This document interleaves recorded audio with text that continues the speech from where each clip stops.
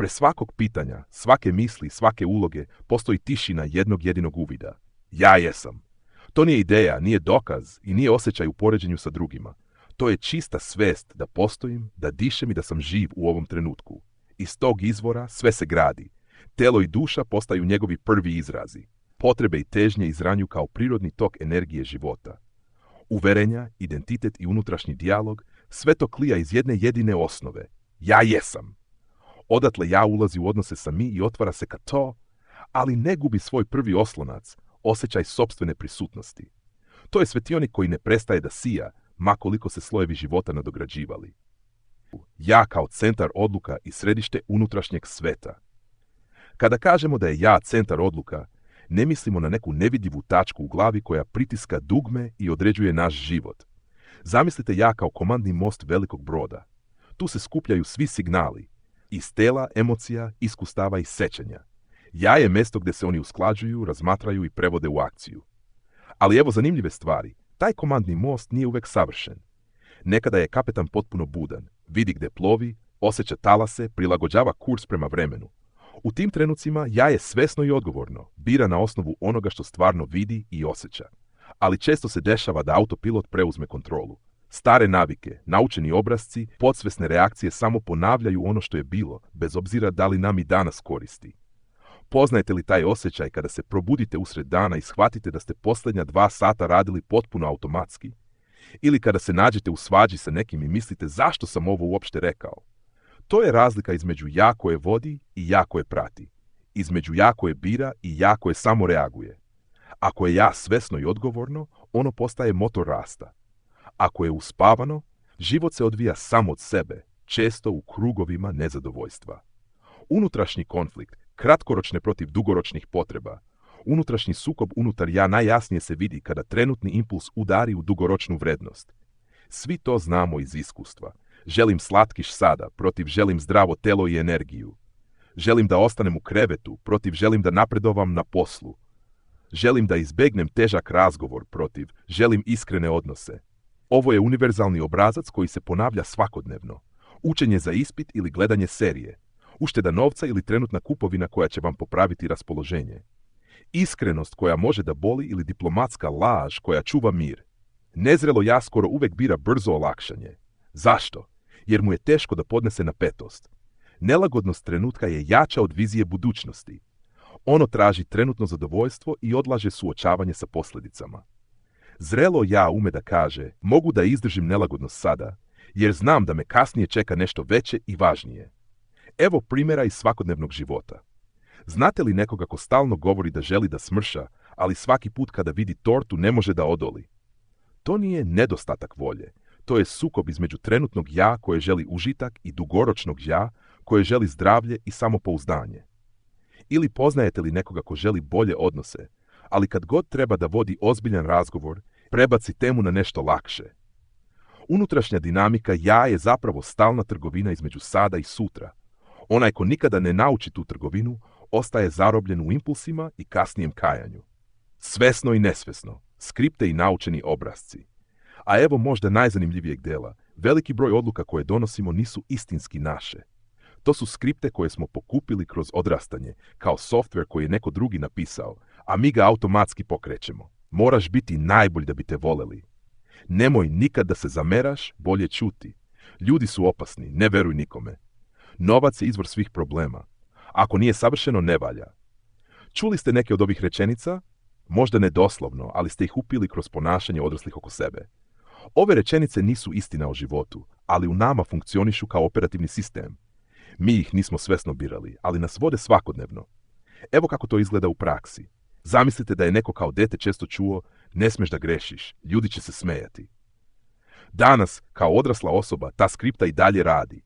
Svaki put kada treba da proba nešto novo, novi posao, novi hobi, novi odnos, automatski se aktivira strah od grešaka. Ili neko je odrastao u kući gdje se nikad nije otvoreno govorilo o problemima. Sve je u redu, ne pravi dramu. Danas, kad god ima neki konflikt sa partnerom ili prijateljem, prva reakcija je da ćuti i čini se da se ništa ne dešava. Svesni deo ja može da ih prepozna i kaže, stani, da li je ovo zaista moja odluka ili samo ponavljam ono što je usađeno. To je trenutak kada ja postaje slobodnije. Ne zato što briše prošlost, to je nemoguće, već zato što uvodi provjeru. Pita se, da li mi ova reakcija danas služi ili me ograničava? Skripte nisu uvek loše. Neke nas štite i pomažu da preživimo. Ako ste odrasli u opasnom okruženju, skripta pazi na sve, možda vas je spasila. Problem nastaje kada ostanu jedini način reagovanja, pa odrasla osoba rešava probleme dečijim mehanizmima. Odgovornost i sloboda. Ja bira i snosi posljedice. Ono što često zaboravljamo jeste da svaka odluka ima cenu. Uvek. Cena može biti mala i brza. Odričete se slatkiša i osjećate se malo lišeno, ali za sat vremena već ste zaboravili. Ili cena može biti odložena i velika. Godine nezdrave ishrane se nakupljaju, pa se jedan dan probudite sa ozbiljnim zdravstvenim problemima. I tu je ključno razumevanje. Sloboda nije isto što i radim šta hoću. To je dečije shvatanje slobode. Prava sloboda ja znači, imam mogućnost da biram, razumem posljedice tog izbora i spreman sam da ih prihvatim. Evo primjera. Možete slobodno da odlučite da ne učite za ispit. To je vaše pravo. Ali ako se žalite kada padnete, niste preuzeli odgovornost za svoju slobodu. Možete slobodno da se ponašate nepristojno prema kolegama. Ali ako vas onda izbegavaju ili imate probleme na poslu, to nije nepravda. To su posljedice vašeg izbora. Zrelo ja ne plaši se posljedice, već je uključuje u računicu. Hoću li platiti ovu cenu i da li mi se isplati? Evo praktičnog primjera. Neko želi da promeni karijeru, ali trenutni posao je siguran. Nezrelo ja ili ostaje zaglavljeno iz straha, ili impulsivno daje otkaz bez plana. Zrelo ja pita, koju cenu plaćam ako ostanem, koju cenu plaćam ako idem, koju cenu mogu da podnesem i koja mi se više isplati. Kako neuravnoteženo ja stvara svakodnevne konflikte. Da ne ostane apstraktno, evo nekoliko tipičnih situacija koje svi prepoznajemo. Nezdrava ishrana. Ja želi trenutni užitak hrane, ignoriše signale tela, a kasnije se javi krivica. Možda ste iskusili ovo. Ceo dan jedete zdravo, a uveče vas napadne. Želja za nečim masnim ili slatkim. Pojedete, osjećate se dobro 5 minuta, a onda se javi unutrašnji glas. Zašto sam ovo uradio? Pokvarim sve što sam dobro uradio. Rezultat, stalni konflikt između tela koje traži hranjive materije i psihe koje traži utehu kroz hranu. Odlaganje obaveza, evo krenem da radim odmah nakon ovog videa na telefonu. Kratkoročno, olakšanje jer nisam sada pod stresom. Dugoročno, panična noć pred projekat, osjećaj nesposobnosti, stres koji je 10-struko veći. Poznate li taj ciklus? Što više odlažete, to je stres veći. Što je stres veći, to više odlažete. Skripta uvek ugađa i drugima, ja se odriče svojih potreba da bi bilo prihvaćeno. Primjer, neko vas pozove na događaj koji vas ne zanima, u vreme kada ste planirali da odmorite. Skripta kaže, ako kažem ne, povredit ću ih. Ako kažem ne, mislit će da sam sebičan. Idete, mrzite svaki minut, ali se pretvarate da vam je lepo. Posljedica, unutrašnja praznina i tihi bes koji se nakuplja. Buntovno ja, sve odluke donosi iz neću da mi iko kaže šta da radim. Možda poznajete nekoga ko uvek radi suprotno od savjeta koje dobije, bez obzira da li je savjet dobar ili loš. Kratkoročno, osjećaj slobode i nezavisnosti. Dugoročno, izolacija jer ljudi prestaju da dele savjete i neuspeh jer odbacuje i korisnu pomoć. Neprihvatanje granica. Ja se ponaša kao da je sve moguće. Mogu sve, ne treba mi odmor, sve će biti kako hoću.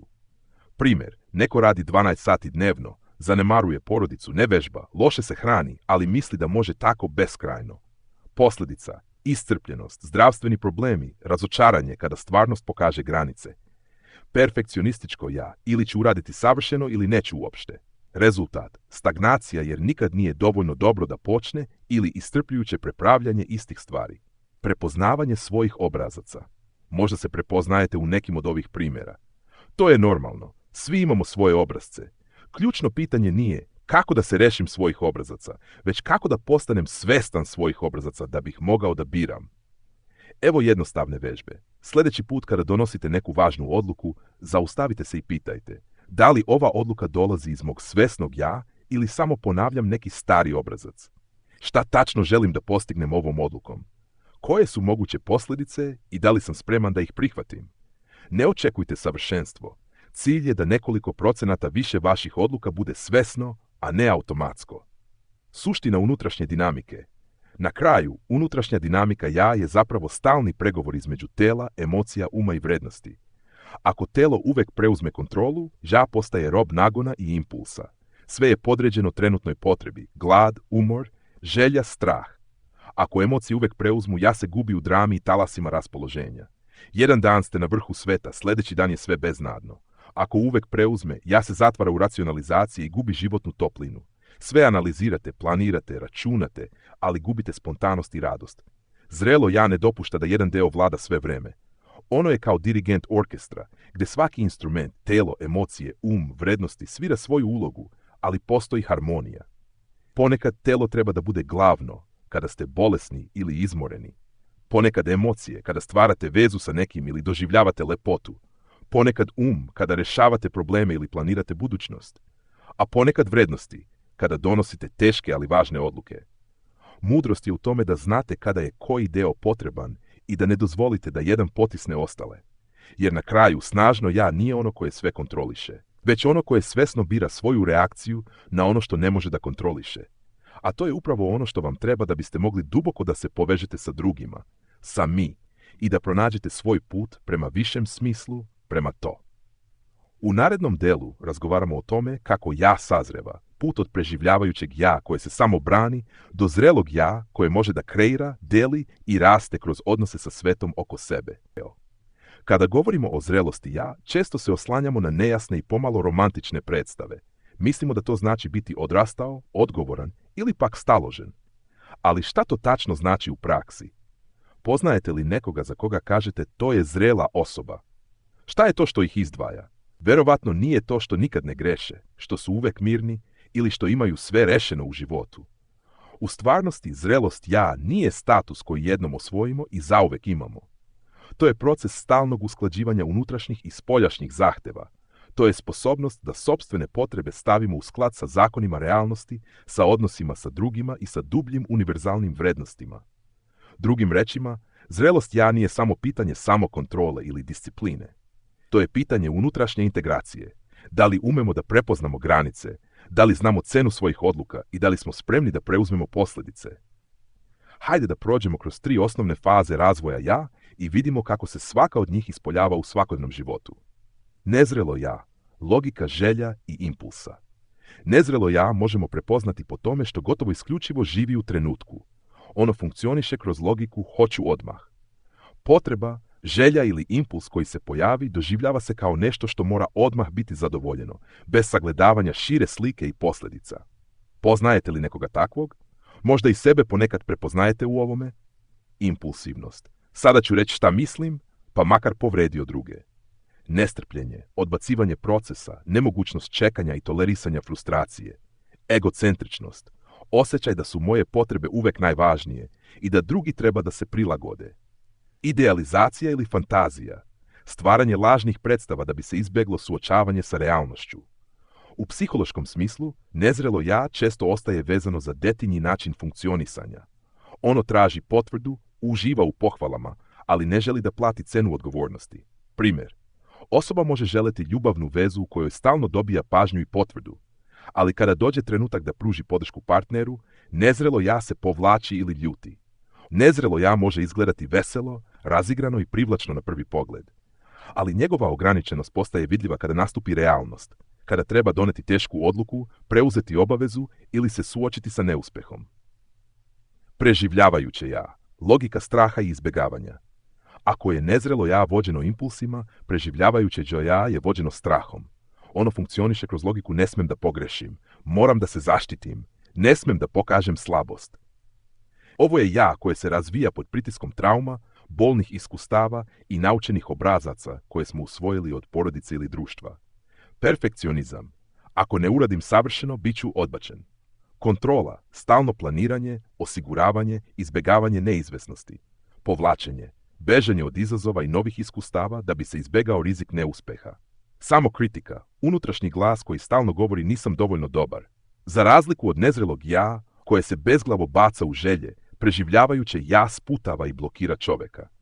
Njegov život postaje ograničen, sigurne rutine, izbjegavanje konflikata, izbjegavanje promjena. Primjer, osoba ima talenat i ideju da pokrene sopstveni posao, ali ostaje zarobljena u strahu i uverenju da nije dovoljno dobra. Preživljavajuće ja deluje kao oklop, štiti nas od bola, ali nas izvara od života. Njegova cena je gubitak spontanosti, kreativnosti i autentičnih odnosa. Zrelo ja, balans i integracija. Zrelo ja nije puka sredina između nezrelog i preživljavajućeg.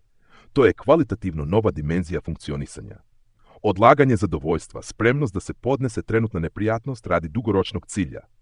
Prihvatanje granica, razume da ne može sve i da svaka odluka ima cenu. Autentičnost, izražava osjećanja i potrebe, ali uvažava i tuđe. Odgovornost, svestan posljedica svojih odluka i ne krivi druge.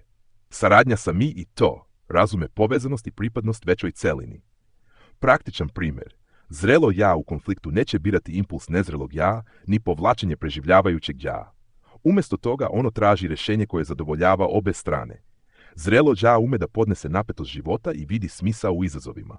Kako prepoznati svoju fazu za nezrelo ja? Da li često reagujete impulsivno, a posle žalite? Da li vam je teško da čekate rezultate ili da se odreknete trenutnog zadovoljstva? Da li osjećate da drugi ne razumeju koliko su vaše potrebe važne? Za preživljavajuće ja, da li često izbjegavate nove situacije iz straha od neuspeha? Da li imate unutrašnji glas koji vas stalno kritikuje? Da li preferirate poznato i sigurno, čak i kad vas ne čini srećnim? Za zrelo ja, da li možete da odgodite zadovoljstvo kada znate da će to doneti bolji rezultat? Da li ste u stanju da prihvatite kritiku bez odbrane i napada? Da li možete da se nosite sa neizvesnošću bez panike? Svi mi imamo elemente sve tri faze u različitim sferama života. Možda ste zreli na poslu, ali nezreli u odnosu prema novcu. Ili preživljavajući u ljubavi, a zreli u roditeljstvu. Kako ja raste kroz odgovornost? Odgovornost povezuje ja sa realnošću. Samo kroz nju ja izlazi iz iluzije i stupa u odnos sa zakonima stvarnog sveta. Nezrelo ja beži od odgovornosti, jer oduzima slobodu želja. Preživljavajuće ja izbegava odgovornost, jer se plaši kazne i greške. Zrelo ja prihvata odgovornost, jer zna da je to put ka slobodi i smislu. Primjer roditeljstva. Nezrelo ja bi se bunilo što više nema potpunu slobodu. Preživljavajuće ja bi stalno sumnjalo u sebe. Zrelo ja prihvata promjenu i u odgovornosti pronalazi smisao. Odgovornost nije kazna, već vrata ka zrelosti. Praktični koraci ka zrelosti. Počnite malim odgovornostima. Prihvatite posljedice bez opravdavanja. Vežbajte odlaganje zadovoljstva. Slušajte druge bez potrebe da ih menjate. Postavite granice sa razumevanjem. Zaključak. Zrelost ja nije jednostavna formula. To je stalna praksa unutrašnje iskrenosti i spremnosti da platimo cenu svojih izbora. Nezrelo ja nas zarobljava u večnom detinjstvu. Preživljavajuće ja nas zarobljava u strahu. Zrelo ja nas oslobađa kroz odgovornost. Tek kada naučimo da balansiramo svoje unutrašnje sile, možemo istinski učestvovati u odnosima sa drugima i povezati se sa višim vrednostima i smislom. Zrelost nije savršenstvo. Zrelost je preuzimanje odgovornosti za život koji živimo. Zaključak. Govorni format ja je naš specifični entitet. To je unutrašnje jezgro koje nosimo kroz čitav život, nešto što nas izdvaja i čini neponovljivim. Možemo reći da je ja centar iz kojeg doživljavamo svet, centar u kojem prepoznajemo sebe i donosimo odluke. U središtu tog iskustva stoji osjećaj granica. Granica nije zid, već živa linija razdvajanja između onoga što jesmo i onoga što nismo. I tu se krije jedna od najvećih istina. Postoje potrebe oko kojih se ne raspravlja. To su potrebe koje definišu naše postojanje. Potreba za disanjem, za sigurnošću, za pripadanjem, za priznanjem. Kada su te granice narušene, naš unutrašnji kompas jasno reaguje, osjećajem nelagodnosti, bola ili otpora. Na tim granicama se formira i naša lična ideologija. To nisu velike ideologije koje čitamo u knjigama, već mnogo dublje i intimnije. To su naši skripti, naši obrasci ponašanja, naši lični narativi. To je ono što često automatski ponavljamo, ono što nam deluje prirodno i samorazumljivo, čak i kada se nikada nismo pitali odakle to potiče. I baš zbog toga ovi skripti su najteži za promjenu, jer ih doživljavamo kao deo našeg identiteta. Ali zrelost ne znači da ih slepo sledimo. Zrelost ja ogleda se u tome da razlikujemo. Šta u tim skriptima zaista služi životu, a šta nas sputava. Tek kada postanemo svesni tih unutrašnjih narativa, možemo da izaberemo, da odlučimo da li ćemo ih i dalje nositi ili ćemo ih transformisati. To je trenutak kada ja iz automatskog preživljavanja prelazi u svesnu odgovornost. Ja je dakle stup našeg postojanja. Dovoljno snažno da štiti svoje granice i brine o svojim potrebama, ali dovoljno fleksibilno da se menja i raste. Njegova snaga se ne meri time koliko toga posjeduje ili koliko toga zna, već koliko jasno vidi razliku između onoga što već jeste i onoga što tek može da postane. Ipak, ja nikada ne stoji samo. Uvek je u odnosu prema drugima, ali prema nečemu što nas nadilazi. Tu dolazimo do to, našeg vrednosnog horizonta. To predstavlja set najdubljih zakona i principa koji važe za sve ljude, bez obzira na okolnosti. Kada ja ostane zatvoreno samo u sebe, ono postaje kruto i samoživ. Ali kada prepozna svoj odnos prema to, prema istini, razmeni, granici prolaznosti i rastu, tada ja dostiže svoju punu meru. Tek u toj povezanosti dobija smisao, jer se usklađuje sa zakonima koji su veći od njega samog.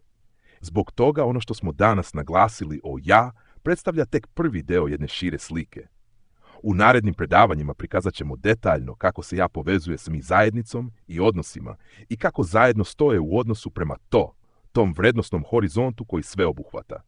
Jer razumevanje ja je početak, ali tek povezivanje sa mi i usklađivanje sa teo pokazuje punu snagu i dubinu ljudskog postojanja.